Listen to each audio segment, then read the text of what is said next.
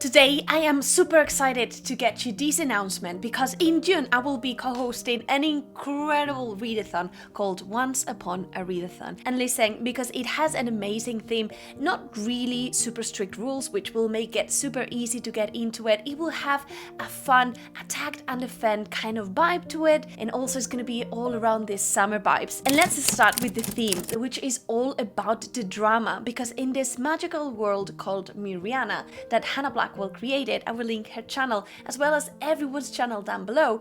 There was a snake, and this sea snake was almost eternal, and one day she discovered that she was really alone, so she begged the goddess for company, and there was a trade to be made, and that trade was either the sea snake could live 1 week or she could live forever but alone. She decided to live 1 week, and in that week she found love, she found a family, and she also had a little daughter. And as the days of the week passed, the sea serpent realized that she will leave alone her daughter. Therefore, she decided for them both to drink this poison, and both made themselves into almost rocks and slowly died, becoming one of these great volcanoes that we have in this island. And therefore, all of the treasures that this sea snake has gathered a long time are there in that island. And this story begins with different teams kind of like getting for this treasure and see which team will win. We will mainly have 4 teams that you can enroll yourself into. There will be dragons, djinns, pirates and merfolk. I will be leading the merfolk team together with Jess from the channel Honest Fiction, which is going to be so much fun. The cool thing about all of these is that both the pirates and the merfolk are allies, and our enemies are the djinn and the dragons. Please join us because this is going to be so much fun. You can read whatever you want, and for each book that you read you will get 100 points. However, you can gain extra points per book depending on what you do. You can add 50 points to your book if you read a BIPOC or LGBTQ author. Another 50 points can be added if you read a book with a water setting, and another 50 if you read a book that features the mascot of your team. Then you can deduct 50 points to your enemies teams if you read a book featuring their mascot. If you join our team, you will be able to read about mermaids and gain points. You will be able to read about pirates and also gain points because it's water setting. And you will be able to hurt the other team if you read something with dragons or with the djinn, which is just so incredibly funny. So let's get now very quickly into some recommendations, and please let me know down below if you're gonna join. I will be also hosting different reading sprints throughout the month, and hopefully we can get all together a little bit more cozy and just have lots of reads done. So let's start with some recommendations that will feature the djinn mascot. We'll have, of course, the Devabat trilogy, and this is actually a series that I will be reading, so watch for those points going down in those teams. This is a very good blend between a character and a plot-driven story. It has beautiful setting, it's surprisingly politic, there's a little bit of a quest, and overall this environment, it's super lush. We'll follow this girl that one day will find this djinn, and together they will start the journey going into the city of the djinn. We will continue with another book, which is The Stardust Thief, which I also really enjoyed. We will follow our girl who is what is called the Midnight Merchant. She is finding relics that are the only artifacts that have a little bit of magic in this world, and she is kind of like selling it with the help of her bodyguard, a djinn. And one day she will be tasked with a very perilous mission, and the story will unfold from there. It is surprisingly emotional, and overall the quest, the journey and the environment, I really liked it. And last but not least, if you're hoping for something a little bit more young, we will have the Bartholomews trilogy by Jonathan Stroud. This is just so good. It's one of my favorite middle grade books. We'll follow this young magician called Nathaniel, and one day he will find this djinn called Bartholomews, and together they will unfold something very terrible that is happening in this school, and the story unfolds from there. It's really funny, really adventurous, really easy to get into it. Let's move to the dragon mascot, because in here there's lots of books that you can read and that will really help us just to make the other team lose some points, starting with the Aurelian Cycle by Rosaria Munda. I've been talking about this trilogy for forever, so I won't get into lots of details, but just know that this is a dual point of view perspective, and it's overall the story of the aftermath of a revolution where we will have two characters that are orphans that have really different backgrounds and that now are kind of like these friends but maybe something else, and they are fighting for the control of the dragon fleet, but a new revolution might be coming. It's fantastic, one of my favorites. And a standalone that you can also add in here, although it's a chunky, it's Priory of the Orange Tree. In here we'll have a great story that feels like too much is happening. The descriptions are very lush, are very vivid, and we will have these different points of view that span throughout this massive land where it seems that an evil is emerging, and we will see these different perspectives, seeing how or if this is really an evil and how or not to fight it.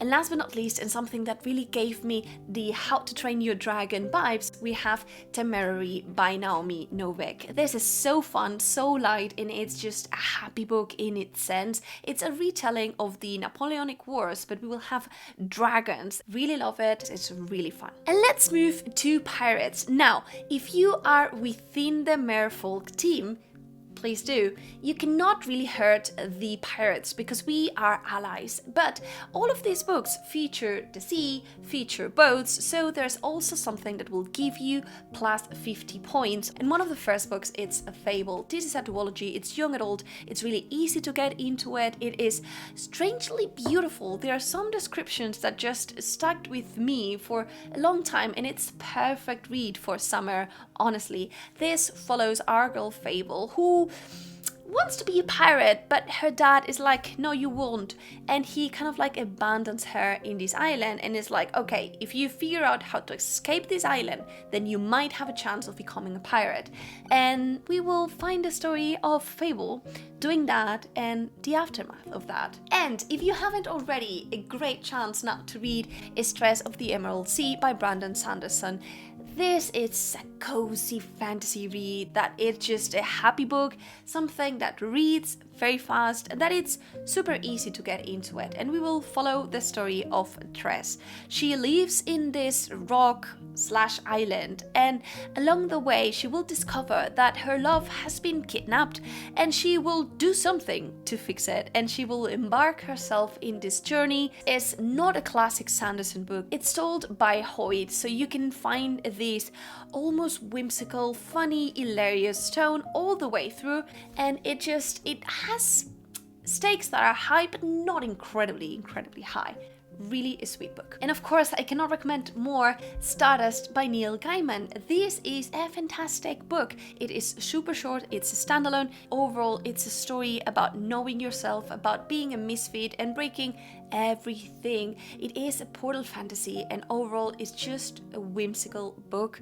I just cannot recommend this enough. Okay, and now let's get into the gist of it. Let's get into some recommendations that will feature either sirens or mermaids. We will start with the only book that I've read in this list, because the rest of them I will probably be reading in June, and we have To Kill a Kingdom. This is a dual point of view story where we will have at its core an enemies to lovers, but the premise is really good because we have these sirens that are savage, and the main way for them to have power is to reap out hearts of important people. And one day our girl will find herself in a little bit of a complex situation, so she will start a quest for herself, and her path will be blended with this prince that is at the same time a siren hunter, and the story will unfold from there.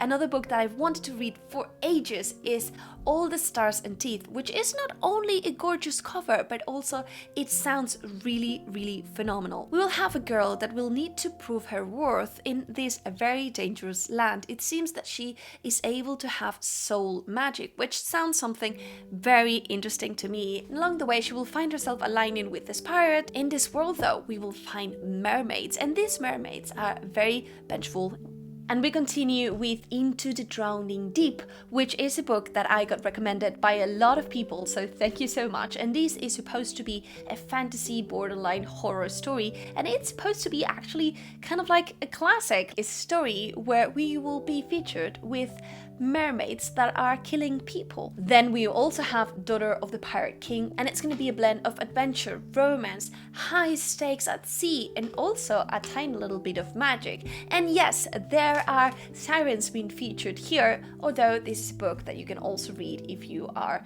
into the pirates theme, but stick with us. And last but not least, we have Skin of the Sea, which has a gorgeous book cover. And we will follow the story of Argyle, who is serving this mermaid that takes care of the souls of those who die at sea. But something one day happens and Argyle will save a boy, and the whole story will unfold from there because some amends will be needed. And last, let's have just really quickly recommendations for this watery setting, because you can have another 50 points if you read something that relates with boats, and then also all of the pirate recommendations here will make it. But if not, you can have Black Sand, which it's in its way also a pirate story, but it's just so good. We will follow different points of view in here. It's a very political, a religious story with the stakes that are incredibly high. It's savage from the beginning, the tone and the pace of this book. It's really, really different. It just hooked me from page 1. We will follow at its essence the story of this boy that believes himself to be a god. And there's this celestial event that it's coming up, and he believes that he will need to do something at that moment. And there's different points of view as this story progresses. Then a story that features a beach, and I'm pretty sure that Circe will do it. A Greek mythology story. It's incredibly character driven, but there's also so much adventure that the plot always moves forward in a very quick and fast paced. I really enjoyed it. I felt very deeply for Circe, and this is one also of my favorite books. Then for a book featuring an island, I will recommend again The Drowning Empire by ANDREA Stewart. This is at its core a story that has different islands that are drowning, so 100% counts. But what will draw you to this book is that it's a blend between fantasy, sci-fi, horror, that the magic system is hard, that will consist on bone sharp magic, where our main character is able to inscribe instructions in bones, put these bones together, and then command constructs to find the people. There are different points of view here. The story, it's massive, it's concluded, and I really like it. And last, a story that features a lake or a house lake, and in here let's have The Wicked Deep. I mean, this is a story that it's borderline horror, and we will find this strange town that it's surrounded by a lake, where every spring there are supposedly 3 ghosts that come up, kidnap some young boys, and then drown them into this lake. And the story will start with Argyle not wanting to do anything with any of these, but she just being very intrigued by this new boy that has just arrived to town, and she wants to avoid this boy being drowned. This is a standalone. It's dark, it's very atmospheric, but it's also a very good read. Right, let me know down below if you will join this readathon. I really hope you do. This sounds so fantastically, and I really hope to see you there.